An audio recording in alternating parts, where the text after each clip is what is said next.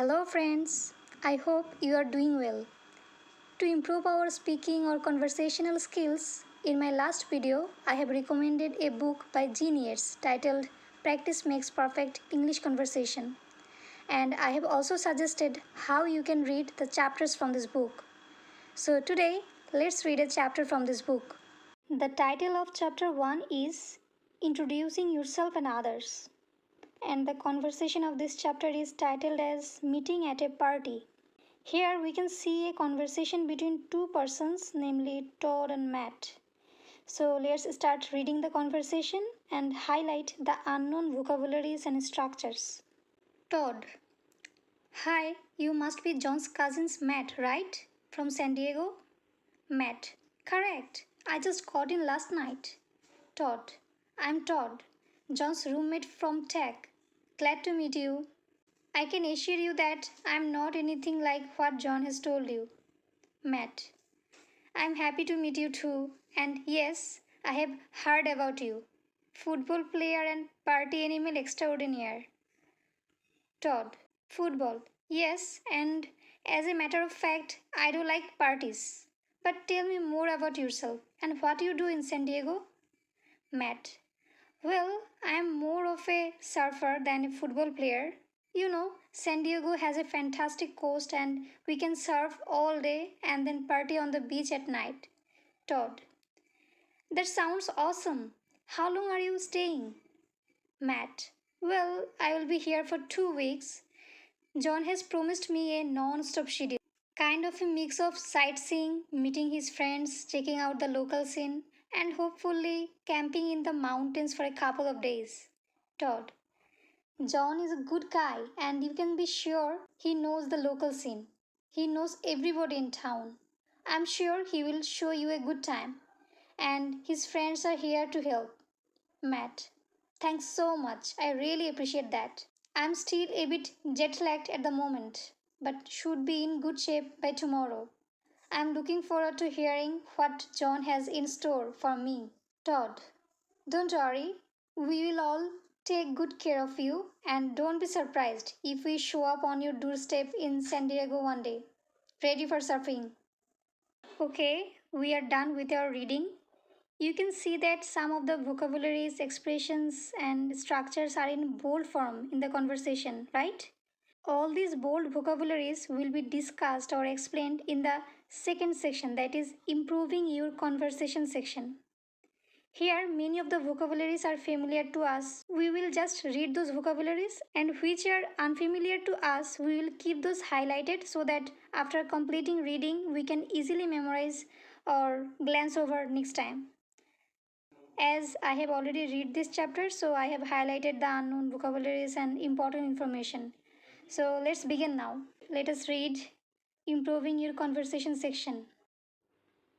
Okay, now let us read Improving Your Conversation section. Firstly, we can see that here is a sentence structure given, which is I am Todd Jones. Okay, let's read it. Simply using I am and then saying your name is one way to introduce yourself. You could also say, for example, my name is Todd Jones. It is customary to offer your right hand in a handshake to the other person. In very informal situations, you could just say, Hi, I'm Todd, with no handshake. To introduce one or more people other than yourself, say, This is my wife Mary, and this is Susan, Bob, and Joy. To introduce more than one person and also tell how you know them, say, These are my friends, Susan and Bob, and this is Jim, my co-worker. All of the people introduced would then shake hands. You could also say, I want you to meet my friends Susan and Bob. I think more or less we all know how to introduce ourselves and know this basic structure of introducing ourselves. So I think I don't need to explain it. So let's move to the next point or next vocabulary or structure what is given. The next structure is glad or happy to meet you. When you have been introduced to someone, it is customary to say, I am glad or happy to meet you, or it is nice to meet you. The reply is, I am happy to meet you, or I am happy to meet you too. The underlined words are pronounced slightly louder than the others. Okay, friends, we can see that here are some words underlined in the sentences. So when we will speak it a little bit louder than the other words in the sentence. Okay, we have understood that. Okay, now let's move to the next one. Right.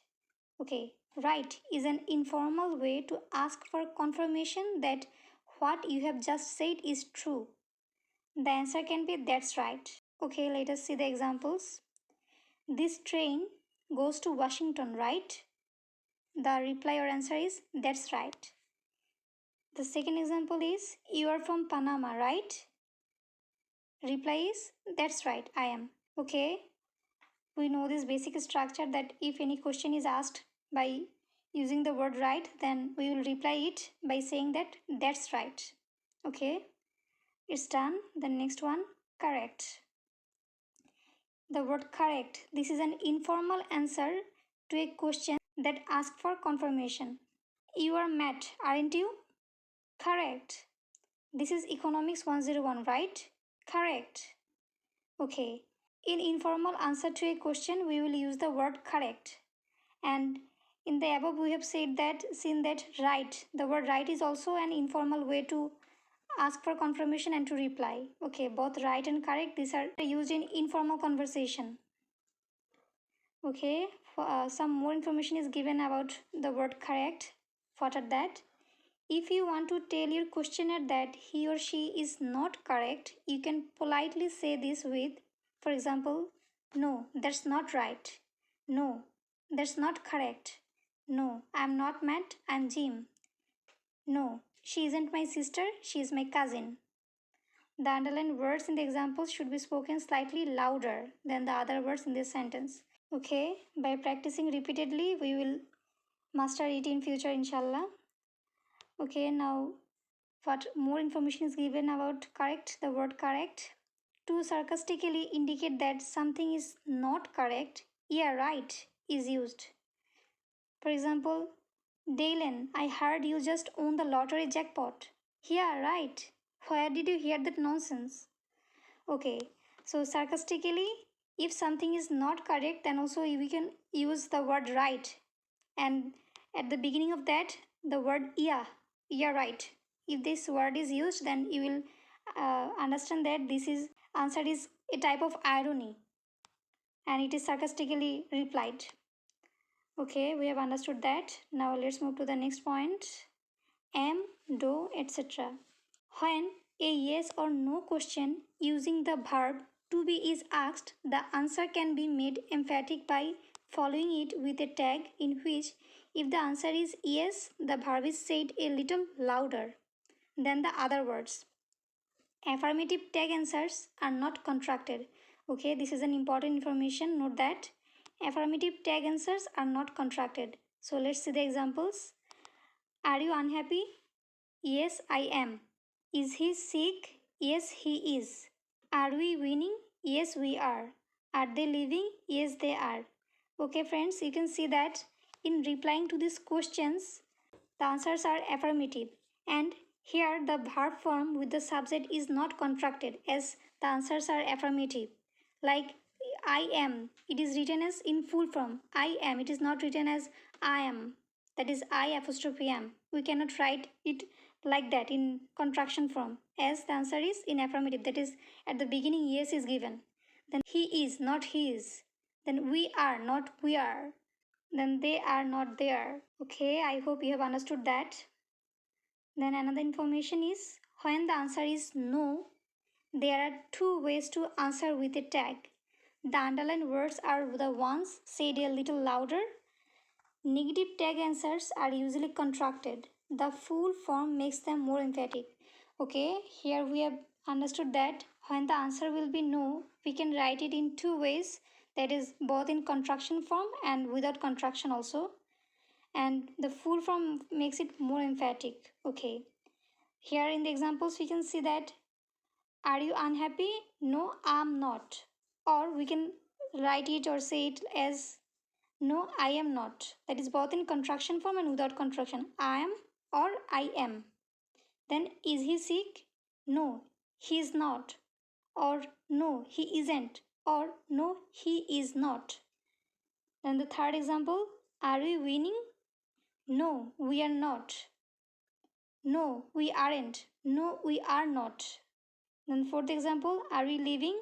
No, they are not. Or no, they aren't. No, they are not. Okay, then what we have understood?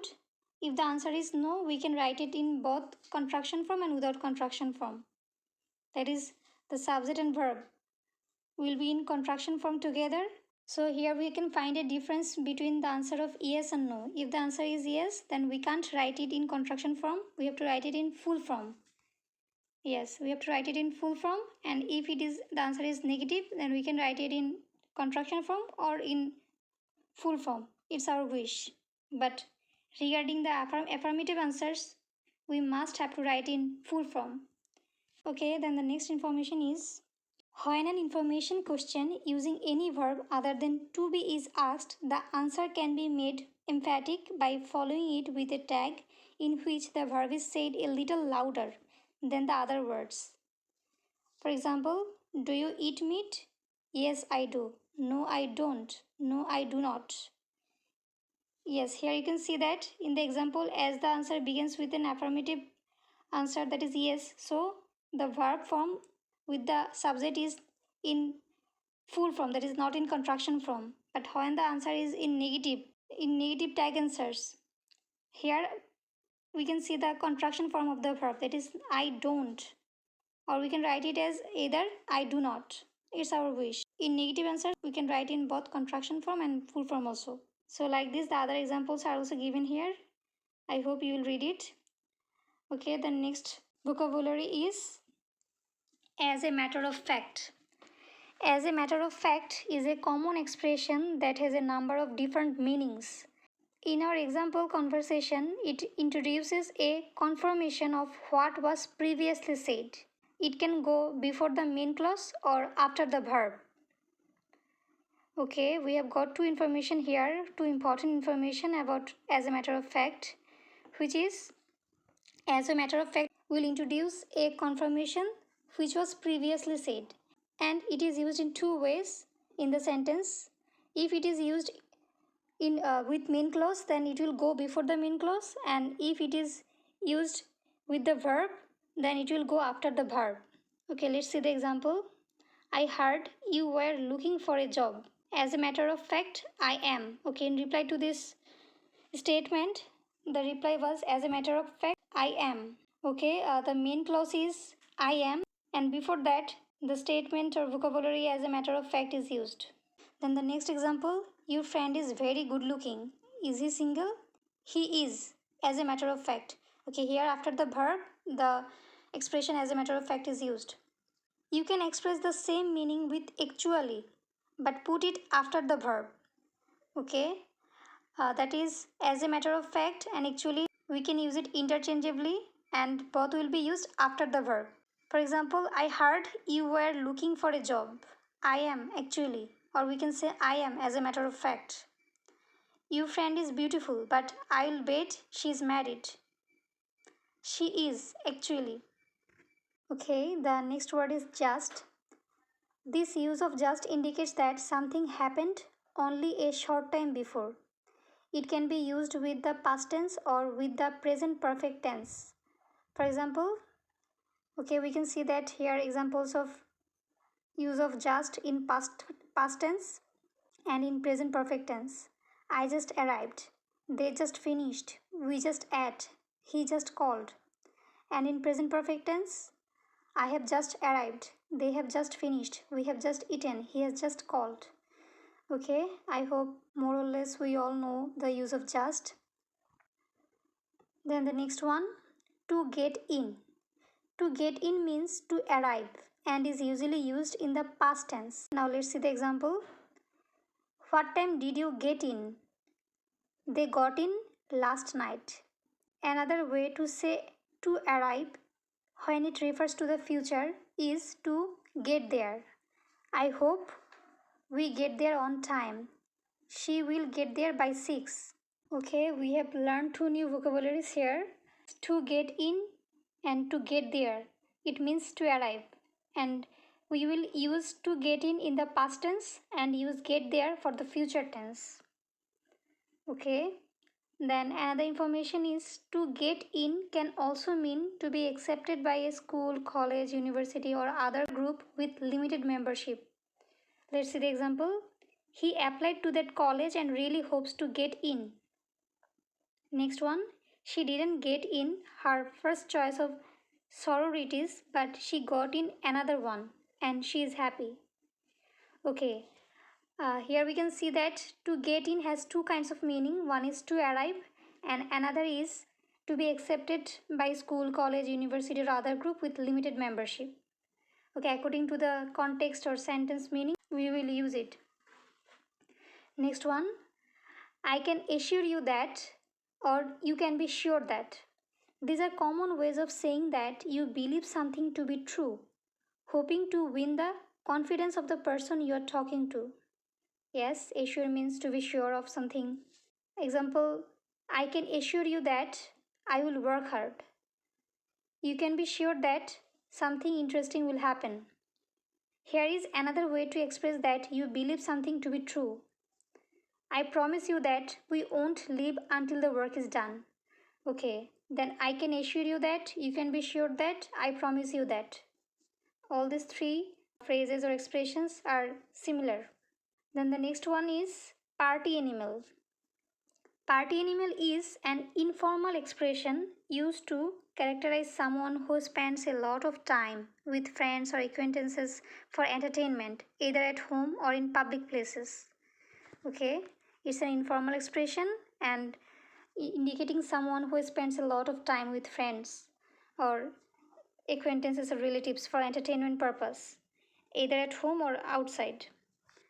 Let's see the example. My friend Eric will take you downtown on Saturday night. He is a real party animal, so you will meet lots of people. Okay, we have got that. Now let's move to the next one. Extraordinaire. Extraordinaire is a word borrowed from French, pronounced in English extraordinaire. Okay, it is used to exaggerate the meaning of the previous word. Extraordinaire, the purpose of using this word is to exaggerate or to emphasize the meaning of the previous word. Let us see the example. I would like you to meet Mark. He is our pastry chef extraordinaire. You have to try his cheesecake. Okay, here the word extraordinaire is exaggerating or emphasizing the previous word pastry chef. Okay, we got it. Then next one, what do you do? It's a common expression and mostly we all know this. What is written here? Let's read it. The question what do you do asks what one's job or occupation is. When you answer with a form of to be, you give a general job title. Note that the article a is always used when referring to only one person but is never used when referring to more than one person. For example, what do you do? I am a lawyer. What does he do? He is a painter. What does she do? She is a banker. What do they do? They are professors.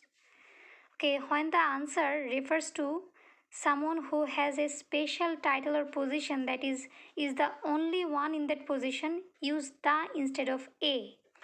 What does he do? He is the president of ABC Enterprises. That is, he is the only person in that position. So we are using here the article the instead of a. Here we can't use the article a. The answer will be inappropriate. Keep it in mind. The next example is what do you do? I am the school secretary. That is, he is the only one in that position. So we have used here the article the. And I'm skipping the next part. I hope you will study it at home. And if you go through it, you will have a clear idea of it. Just read it. It's an easy expression. What do you do? Then let's move to the next point. Tell me about yourself. Yes, this is also a common expression. We all are familiar with it. Let's read it.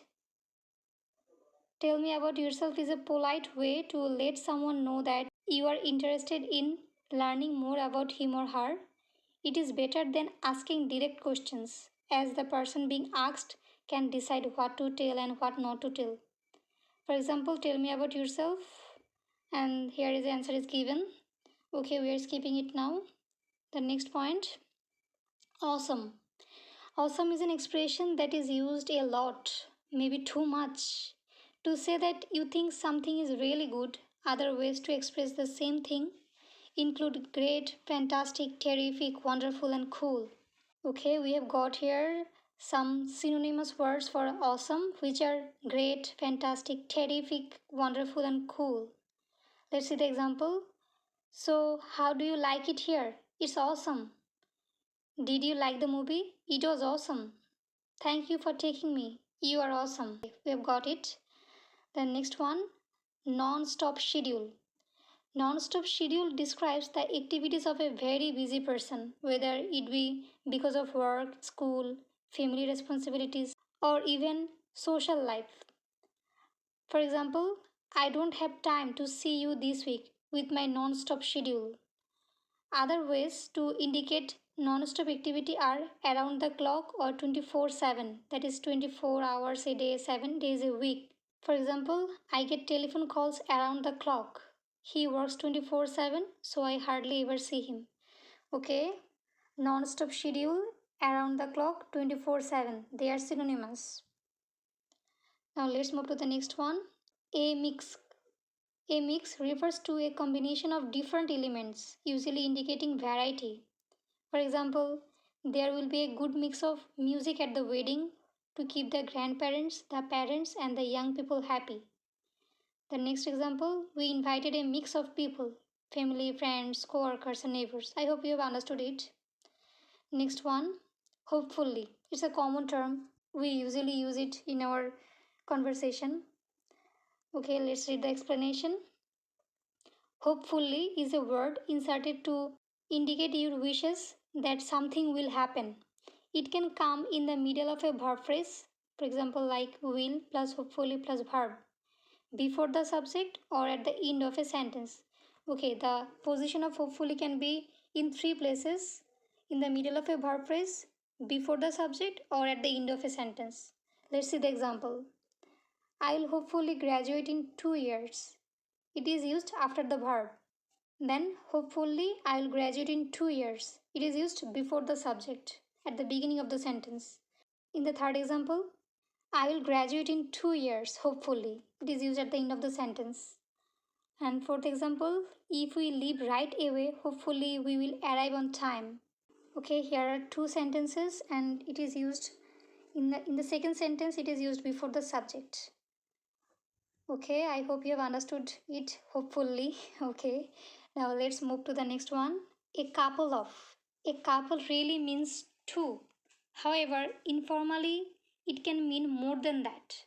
But it does indicate a small number. Okay, a couple of means a small number. Remember that.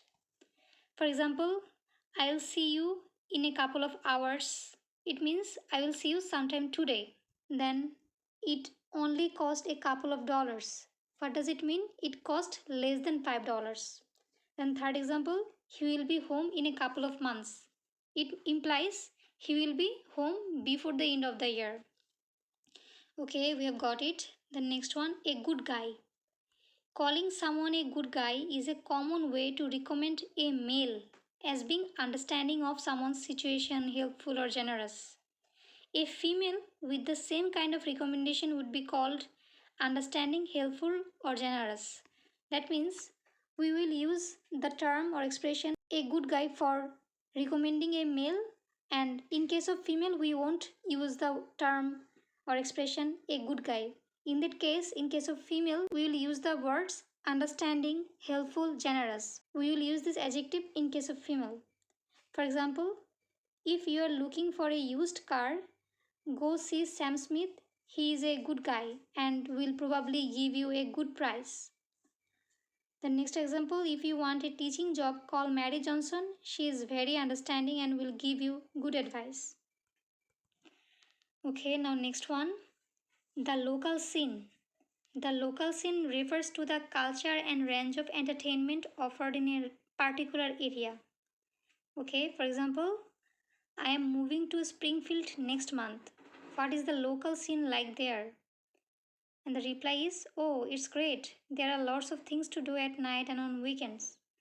Okay, local scene implies or refers to culture and range of entertainment in a particular place. Then the next one, to show someone a good time. What does it mean? It means to make sure he or she is entertained. Okay. For example, if you come visit in December, we will show you a good time. All our friends have parties in December. To show someone a good time means to make sure he or she is entertained, to entertain someone. Then thanks so much. Thanks so much is a common way of expressing appreciation. We all know that. Then other ways to say this are thank you very much, thanks a lot, I really appreciate this, you are a doll. It's very informal. You are a sweetheart, very informal. Okay, here we have learned that there are several synonymous expressions used instead of thank you so much or thanks so much. But usually we use the common expression or common term thank you so much or thanks so much.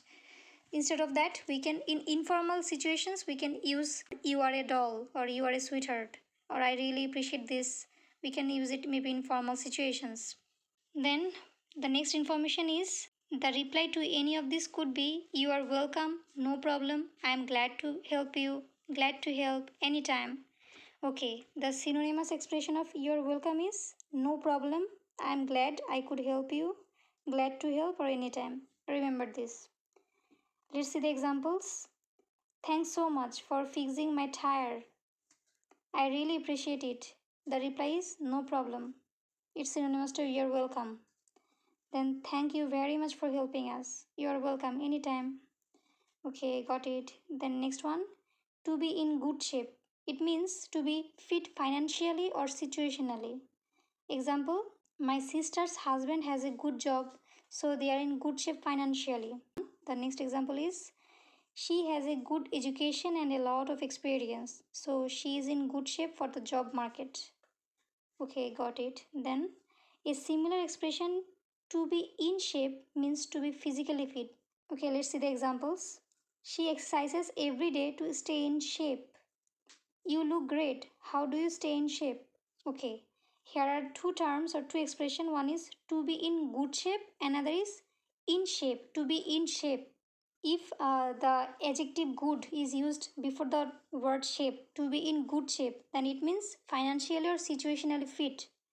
And if the term good is not used in the middle of in and shape, that is only in shape is used, it means physically fit.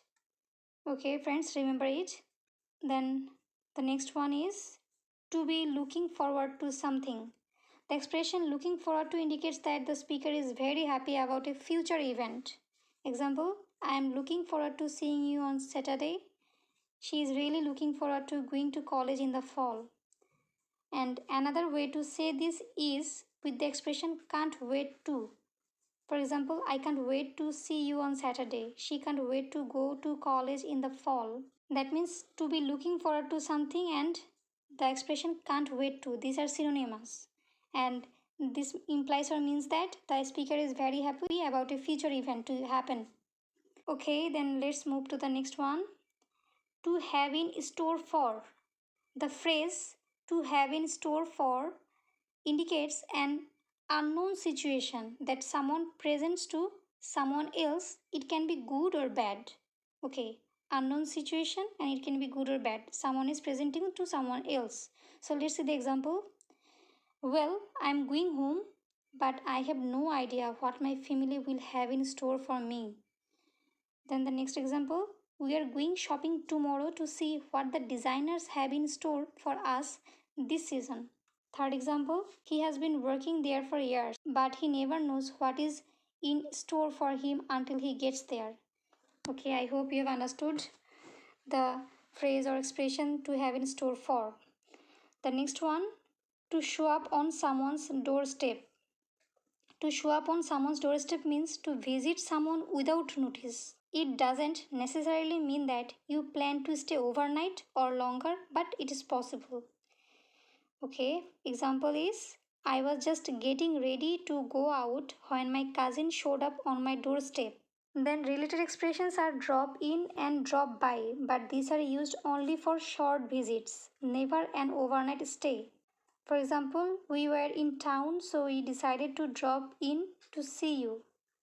Then please drop by for a while. I miss seeing you. Okay, we have understood that to show up on someone's doorstep, drop in, drop by, these are related expressions, and it is used to visit someone without notice, without informing them beforehand. And it doesn't necessarily imply to stay overnight or longer, but it is possible if someone used or wished to stay overnight. And in case of drop in and drop by, this will be used only for short visit, for never an overnight stay. Okay, next information is to show up, on the other hand, is used negatively to indicate that someone often doesn't appear when expected. For example, Pia said she was coming, but you never know if she will show up or not. Another meaning of show up when used with a direct object is to perform or seem better than someone else. Your singing was fantastic. You showed up all the other contestants. He will show up the competition with his fantastic speech. She showed us all up when she came in wearing the thread dress. Okay, we have learned about another phrase or expression which is show up. And show up has two kinds of meaning. If it is used negatively, it means that someone doesn't appear, often doesn't appear when expected to come or meet someone. He or she doesn't appear, and it is used negatively. Another use of show up is it is used with a direct object and it implies or means that to perform or seem better than someone else. And from the example, I hope you have understood the meaning of the expression show up. So that's all about the discussion. We have completed reading the improving your conversation section. Now we will practice the exercise. Today I will practice only the multiple choice question exercise from this chapter. Here also other types of exercises given here like fill in the blanks, matching, question answers, yes no question, and many more. You can explore it and practice all these exercises. But today I will practice only the MCQ exercises. I have already practiced the exercises and let's explain the exercise or answer with you all. Okay, the first question is Larry coming tomorrow? We can see four options. Yes, he does. Yes, he is. No, he doesn't. No, he won't. Okay, the question is Larry coming tomorrow? And we can see that yes and no. Friends, can you remember that we have read one rule regarding yes and no, affirmative tags and negative tags? If it is in affirmative yes, then we can't use in contraction form. We have to use full form. And here we can see that in yes, yes he does, yes he is. But the question is Larry coming tomorrow? That is present continuous tense. As the auxiliary verb is, so we have to answer it in form he is. Yes he is. Yes, we have already have the answer. But in case of no, let's see is the option is given or not. Then the answer will be no he isn't or no he is not. But in the other options B and D, we can't find any option like that. So definitely the answer will be C. Yes, he is. Okay, we are done with one. Then the second question is, do you like chocolate ice cream? The answer is no, I don't. Because after the term no, we can use the contraction form of the verb, and as the auxiliary verb mentioned in the question is do, so the contraction form will be I don't. No, I don't. But in option A, the reply is given as I am not. Definitely the reply will be not in I am not form. And in case of C and D option, yes I am, yes she does, it doesn't relate with the question. So we will skip it and the answer will be option B. Then question 3, are we leaving at 6? Yes, we are. Yes, I hope you have understood it. Why it will be yes, we are. Then the fourth question is she a lawyer? Yes, she is. Yes, the answer is in affirmative form and definitely it will be in full form, not in contraction form. And the verb is auxiliary verb is, subject is she. So answer will be yes, she is. But in option B it is given yes, he is. So we will skip it. It will be not the answer. And in case of A and C option, no she doesn't, no he doesn't, no it will be not doesn't because the auxiliary verb is. So the answer will be yes she is. Then the last question of this 1.1 exercise is, are they here yet? The answer will be no they are not. It is in contraction form with negative tag or negative reply, we can use the construction form no, they are not. And another option in C, no, they do not. But it doesn't go with the question. As the auxiliary verb are is given, so the answer will be aren't or are. But here, in case of option B, yes, they are, it is given in contraction form. We can't use contraction form with yes. So we can't take the answer or option B. And in case of D, yes, they do, it also don't go with the question as the auxiliary verb is are. So the answer will be A. So that's all for today. I hope you will practice the other exercises also and improve your conversational skill. If you find any problem, you can ask me in the comment section below. I'll try to reply to your question. I hope you have gotten the idea how to read these chapters and practice the exercises. So read it thoroughly, read it repeatedly so that you can improve your stocks of vocabulary and improve your conversational skill. Please like, share and subscribe to my channel if you find the video helpful. So see you in the next videos. Bye.